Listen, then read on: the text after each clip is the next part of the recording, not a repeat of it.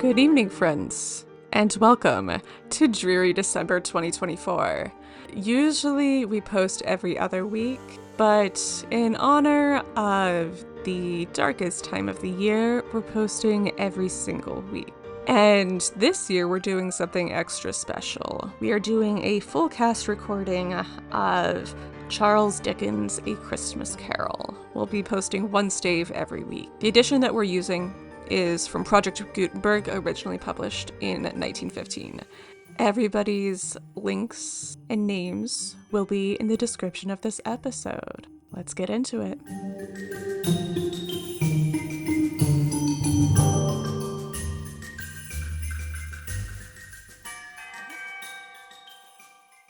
Stave 4, The Last of the Spirits. The phantom slowly, gravely, silently approached. When it came near him, Scrooge bent down upon his knee, for in the very air through which the spirit moved, it seemed to scatter gloom and mystery.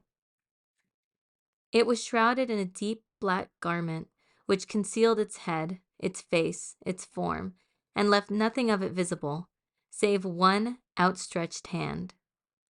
But for this it would have been difficult to detach its figure from the night, and separate it from the darkness by which it was surrounded. He felt that it was tall and stately when it came beside him, and that its mysterious presence filled him with a solemn dread. He knew no more, for the spirit neither spoke nor moved. I am in the presence of the ghost of Christmas yet to come. The spirit answered not, but pointed onward with its hand.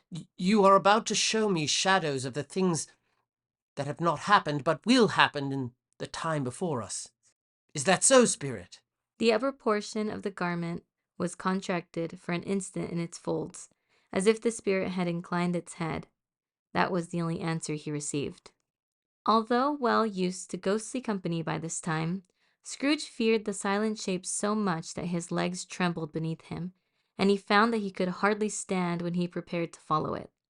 The spirit paused a moment, as observing his condition and giving him time to recover. But Scrooge was all the worse for this. It thrilled him with a vague, uncertain horror to know that behind the dusky shroud there were ghostly eyes intently fixed upon him, while he, though he stretched his own to the utmost, could see nothing but a spectral hand and one great heap of black. Ghost of the future, I fear you more than any spectre I have seen. But as I know your purpose is to do me good, and as I hope to live to be another man from what I was, I am prepared to bear you company, and to do it with a thankful heart. Will you not speak to me? It gave him no reply. The hand was pointed straight before them. Lead on. Lead on. The night is waning fast, and it is precious time to me, I know. Lead on, spirit! The phantom moved away as it had come towards him. Scrooge followed in the shadow of its dress, which bore him up, he thought, and carried him along. They scarcely seemed to enter the city, for the city rather seemed to spring up about them and compass them of its own act. But there they were in the heart of it, on 'change amongst the merchants, who hurried up and down, and chinked the money in their pockets, and conversed in groups, and looked at their watches, and trifled thoughtfully with their great gold seals, and so forth, as Scrooge had seen them often.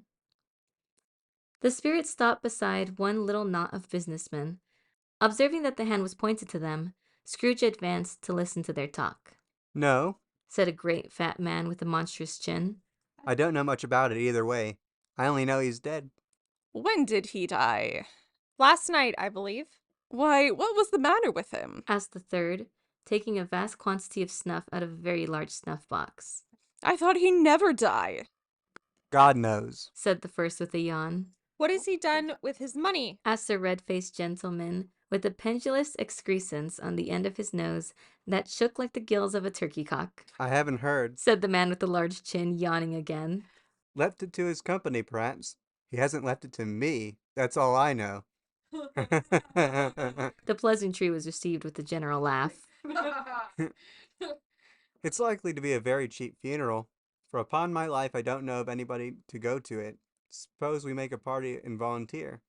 I don't mind it.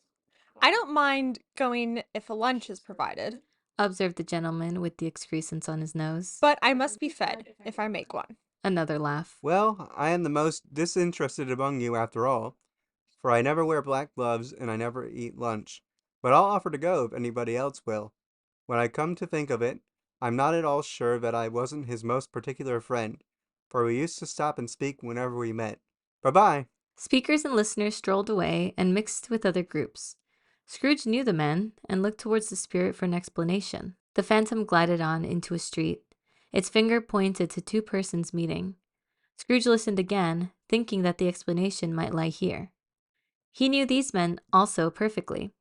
They were men of business, very wealthy and of great importance. He had made a point of always standing well in their esteem, in a business point of view, that is, strictly in a business point of view. How are you? How are you? Well, old Scratch has got his own at last, hey? So I'm told. Cold, isn't it? Seasonable for Christmas time. New one out to skater, I suppose. No. Something else to think of. Good morning. Not another word. That was their meeting, their conversation, and their parting. Scrooge was at first inclined to be surprised that the spirit should attach importance to conversations apparently so trivial, but feeling assured that they must have some hidden purpose, he set himself to consider what it was likely to be. They could scarcely be supposed to have any bearing on the death of Jacob, his old partner, for that was past, and this ghost province was the future. Nor could he think of anyone immediately connected with himself to whom he could apply them. But nothing doubting that to whomever they applied, they had some latent moral for his own improvement, he resolved to treasure up every word he heard, and everything he saw, and especially to observe the shadow of himself when it appeared. For he had an expectation that the conduct of his future self would give him the clue he missed, and would render the solution of these riddles easy. He looked about in that very place for his own image, but another man stood in his accustomed corner, and though the clock pointed to his usual time of day for being there, he saw no likeness of himself among the multitudes that poured in through the porch. It gave him little surprise, however, for he had been revolving in his mind a change of life, and thought and hoped he saw his newborn resolutions carried out in this. Quiet and dark beside him stood the phantom, with its outstretched hand. When he roused himself from his thoughtful quest, he fancied, from the turn of the hand and its situation in reference to himself, that the unseen eyes were looking at him keenly. It made him shudder and feel very cold. They left the busy scene and went into an obscure part of town where Scrooge had never penetrated before, although he recognized its situation and its bad repute. The ways were foul and narrow, the shops and houses wretched, the people half-naked, drunken, slipshod, ugly. Alleys and archways, like so many cesspools, disgorged their offenses of smell and dirt and life upon the straggling streets, and the whole quarter reeked with crime, with filth and misery. Far in this den of infamous resort, there was a low-browed, beetling shop, below a penthouse roof, where iron, old rags, bottles, bones, and greasy offal were bought. Upon the floor within were piled up heaps of rusty keys, nails, chains, hinges, files, scales, weights, and some refuse iron of all kinds. Secrets that few would like to scrutinize were bred and hidden in mountains of unseemly rags, masses of corrupted fat, and sepulchres of bones. Sitting in among the wares he dealt in, by a charcoal stove, made of old bricks, was a gray-haired rascal, nearly 70 years of age, who had screened himself from the cold air without by a frowsy curtaining of miscellaneous tatters hung upon a line, and smoked his pipe in all the luxury of calm retirement. Scrooge and the phantom came into the presence of this man, just as a woman with a heavy bundle slunk into the shop. But she had scarcely entered when another woman, similarly laden, came in too, and she was closely followed by a man in faded black, who was no less startled by the sight of them than they had been upon the recognition of each other. After a short period of blank astonishment, in which the old man with the pipe had joined them, they all three burst into a laugh. Let the charwoman alone to be the first, let the laundress alone to be the second, and let the undertaker's man alone to be the third. Look here, old Joe, here's a chance. If we haven't all three met here without meaning it. Couldn't have met in a better place. Said old Joe, removing his pipe from his mouth. come into the parlour. You were made free of it long ago, you know, and the other two aren't strangers. Stop till I shut the door of the shop. Ah, how it squeaks. There ain't a bit of rusty bit of metal in the place, as its own hinges, I believe, and I'm sure there's no old bones here as mine. We're all suitable to our calling. We're well matched. Come into the parlour.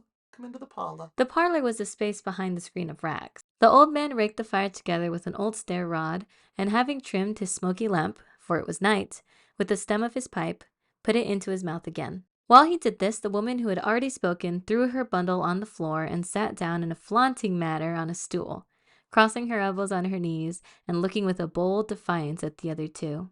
What odds, then? What odds, Mrs. Dilber? Every person has a right to take care of themselves. He always did. That's true indeed, no man more so. Why then, don't stand staring as if you was afraid, woman. Who's the wiser? We're not going to pick holes in each other's coats, I suppose. No indeed, we should hope not, said Mrs. Dilber and the man together.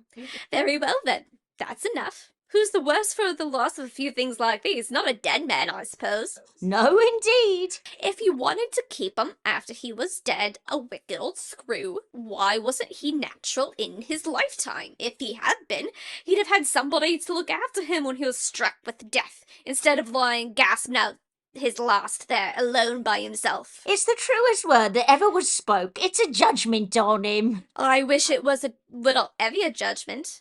And it should have been, you may depend on it, if I could have laid my hand on anything else. Open the bundle, old Joe, and let me know the value of it. Speak out plain. I'm not afraid to be the first, nor afraid for them to see it. We knew pretty well that we were helping ourselves before we met here, I believe. It's no sin. Open the bundle, Joe. But the gallantry of her friends would not allow of this, and the man in faded black, mounting the breach first, produced his plunder. It was not extensive. A seal or two, a pencil case, a pair of sleeve buttons, and a brooch of no great value were all. They were severally examined and appraised by old Joe, who chalked sums he was disposed to give for each upon the wall, and added them up into a total when he found that there was nothing more to come. That's your account, and I wouldn't give another sixpence if I was to be boiled for not doing it. Who's next? Mrs. Dilber was next. Sheets and towels, a little wearing apparel, 2 old-fashioned silver teaspoons, a pair of sugar tongs, and a few boots. Her account was stated on the wall in the same manner. I always give too much to ladies. It's a weakness of mine, and the way I ruin myself. Joe? That's your account. If you asked me for another penny and made it an open question, I'd repent of being so liberal and knock off half a crown. And now undo my bundle, Joe, said the first woman. Joe went down on his knees for the greater convenience of opening it, and having unfastened a great many knots, dragged out a large, heavy roll of some dark stuff. What do you call this?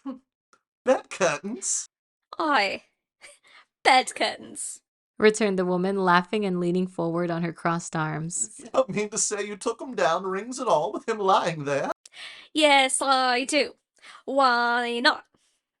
You were born to make your fortune, and you'll certainly do it. I certainly shan't hold my hand when I can get anything in it by reaching it out. For the sake of such a man as he was, I promise you, Joe. Don't drop that oil on the blankets now.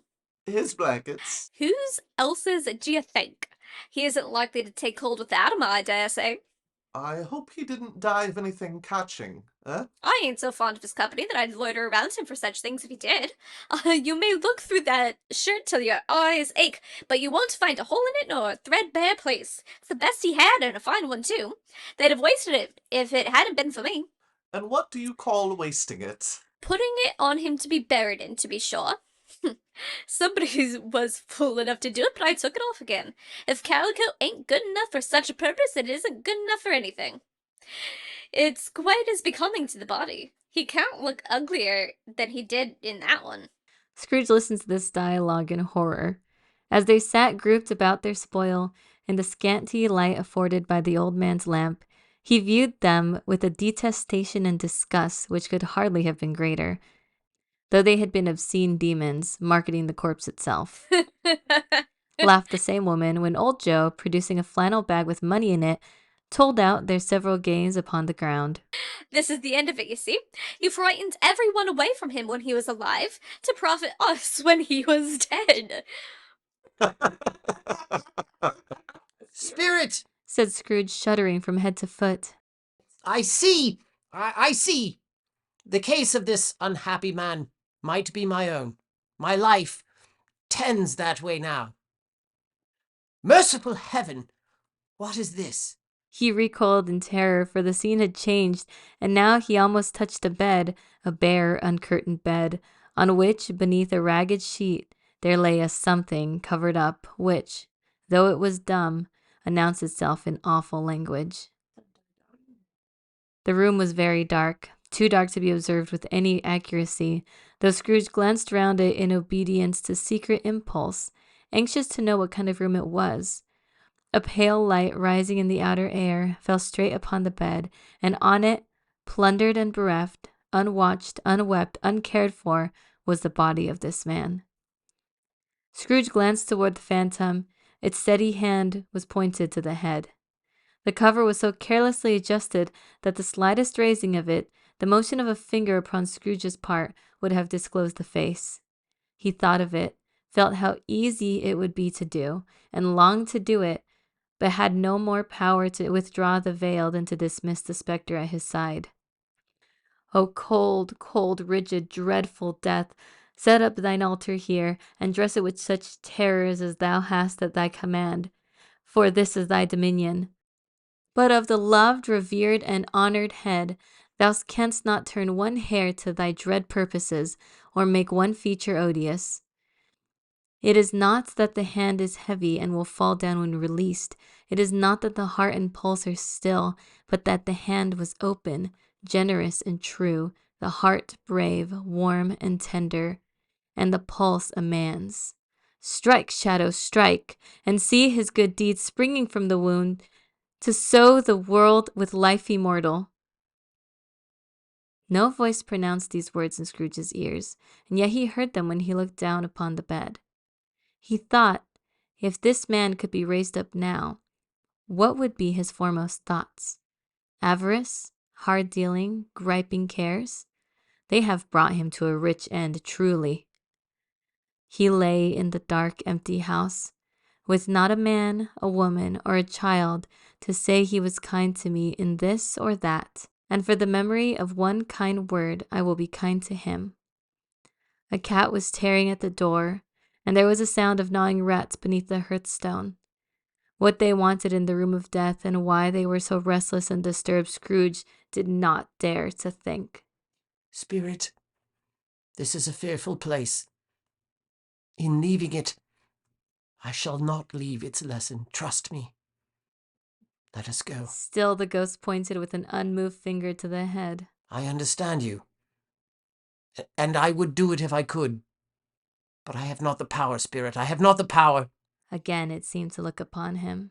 If there is any person in the town who feels emotion caused by this man's death, said Scrooge, quite agonized, show that person to me, Spirit, I beseech you. The phantom spread its dark robe before him for a moment, like a wing, and withdrawing it revealed a room by daylight, where a mother and her children were. She was expecting someone, and with anxious eagerness, for she walked up and down the room, started at every sound, looked out from the window, glanced at the clock, tried, but in vain, to work with her needle, and could hardly hear the voices of her children in their play. At length the long-expected knock was heard. She hurried to the door and met her husband, a man whose face was careworn and depressed, though he was young.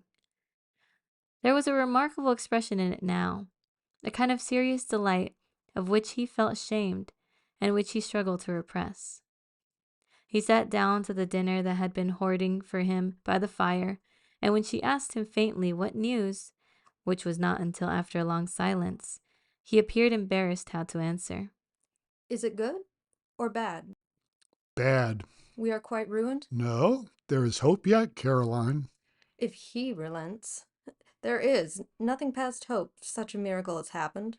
He is past relenting. He's dead. She was a mild and patient creature, if her face spoke truth, but she was thankful in her soul to hear it, and she said so, with clasped hands. She prayed forgiveness the next moment, and was sorry, but the first was the emotion of her heart.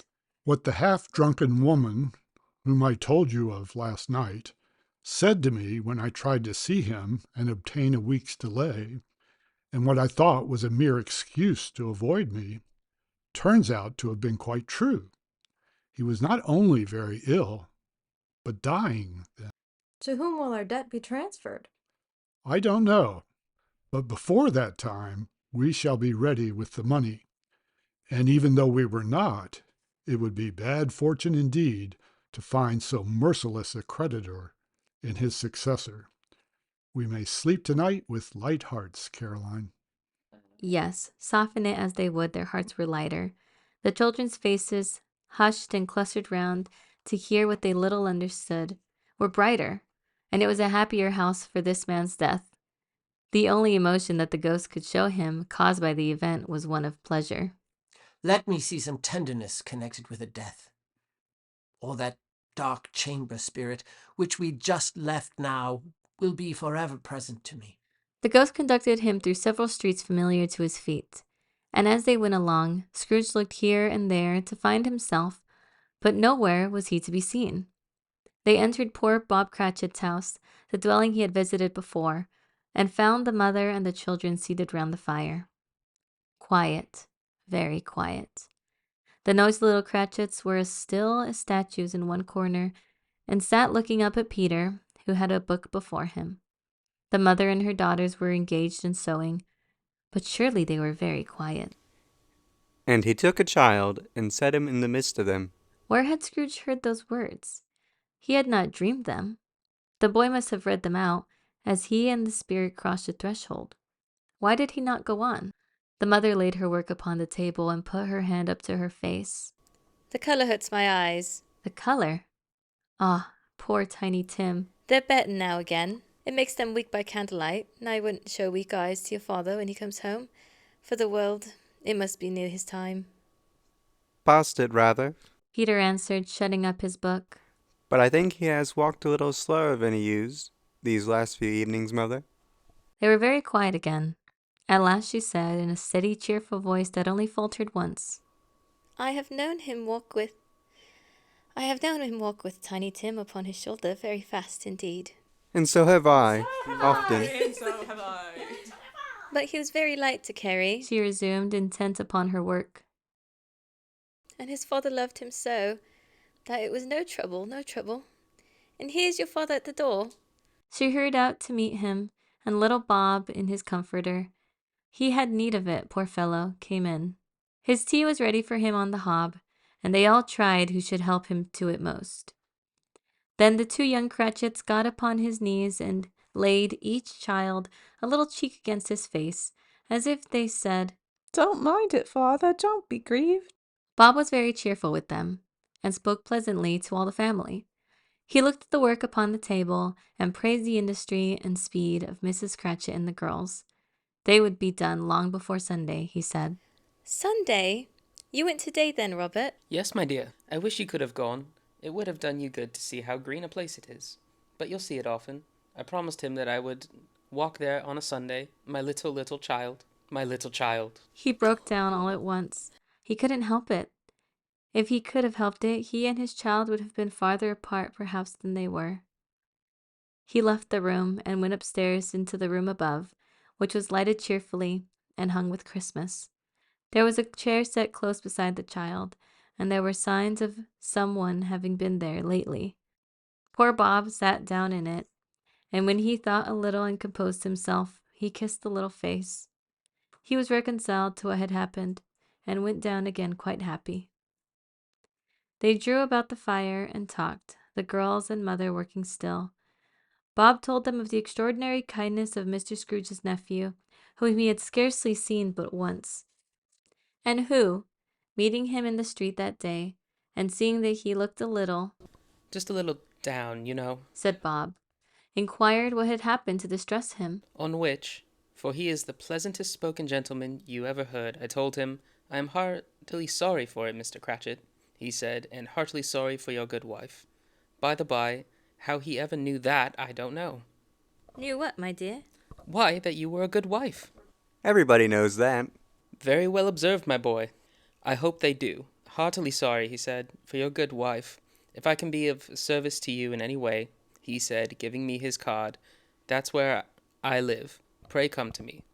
Now, it wasn't, for the sake of anything he might be able to do for us, so much as for his kind way, that this was quite delightful. It really seemed as if he had known our Tiny Tim and felt with us. I'm sure he's a good soul. You would be sure of it, my dear, if you saw and spoke to him. I shouldn't be at all surprised, mark what I say, if he got Peter a better situation. Only hear that, Peter. And then Peter will be keeping company with someone and setting up for himself. Get along with you. It's just as likely as not, one of these days, though there's plenty of time for that, my dear. But however and whenever we part from one another, I am sure we shall none of us forget poor Tiny Tim, shall we? Or that this first parting that there was among us. Never, Father. No, never. And I know, my dears, that when we recollect how patient and how mild he was, although he was a little child, we shall not quarrel easily among ourselves and forget poor Tiny Tim in doing that. No, never, Father. I am very happy. Mrs. Cratchit kissed him, his daughters kissed him, the two young Cratchits kissed him, and Peter and himself shook hands. Spirit of Tiny Tim, thy childish essence was from God. Spectre, something informs me that our parting moment is at hand. I know it, but I know not how. Tell me, what man that was whom we saw lying dead? The ghost of Christmas yet to come conveyed him, as before, though at a different time, he thought. Indeed, there seemed no order in these latter visions, save that they were in the future, into the resorts of businessmen, but showed him not himself. Indeed, the spirit did not stay for anything, but went straight on, as to the end just now desired, until besought by Scrooge to tarry for a moment. This court, through which we hurry now, is where my place of occupation is, and has been for a length of time. I see the house. Let me behold what I shall be in days to come. The spirit stopped. The hand was pointed elsewhere. The house is yonder. Why do you point away? The inexorable finger underwent no change. Scrooge hastened to the window of his office and looked in. It was an office still, but not his. The furniture was not the same, and the figure in the chair was not himself. The phantom pointed as before. He joined it once again, and wondering why and whither he had gone, accompanied it until they reached an iron gate. He paused to look around before entering. A churchyard. Here, then, the wretched man whose name he had now to learn lay underneath the ground. It was a worthy place. Walled in by houses, overrun by grass and weeds, the growth of vegetation's death, not life. Choked up with too much bearing, fat with repleted appetite. A worthy place. The spirit stood among the graves and pointed down to one. He advanced toward it trembling. The phantom was exactly as it had been, but he dreaded that he saw new meaning in its solemn shape. Before I draw nearer to that stone to which you point, answer me one question. Are these the shadows of the things that will be, or are they shadows of things that may be only? Still the ghost pointed downward to the grave by which it stood. Men's courses will foreshadow certain ends, to which, if persevered in, they must lead. But if the courses be departed from, the ends will change. Say it is thus, with what you show me.